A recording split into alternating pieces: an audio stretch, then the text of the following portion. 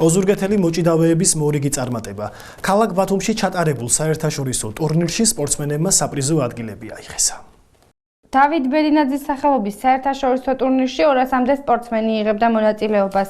სხვადასხვა წონით კატეგორიებში ქალაქ ოზურგეთის მუნიციპალიტეტის გაერთიანებული სპორტის განვითარების ცენტრის ბერძნულ-რომაული ჭიდაობის სექციის სპორტსმენებმა რამდენიმე საპრიზო ადგილი მოიპოვეს.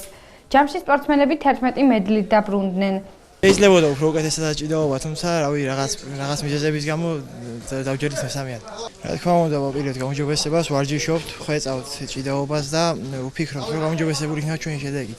ჩემპიონი გაგვიხდა 29 კილოგრამში ლუკა ჯავახაძე. მესამე აიღო დათო შავაძე. ჩემპიონი გახდა სერგო სარქისიანი 42 კილოში. მესამე საპრიზო ადგილი დაიკავა ცოდნე ცინცაძე და მთლიანობაში 11 მედალი გავაკეთეთ. და მოკლედ წარმატებული შეჯიბრი იყო და კმაყოფილი ვართ ამ ეტაპზე. ქალაქ ოზურგეთის მუნიციპალიტეტის გაერთიანებული სპორტის განვითარების ცენტრის აღსაზრდელები ვარჯიშს აგრძელებენ და სამომავლო ტურნირებში მონაწილეობის მისაღებად ემზადებიან.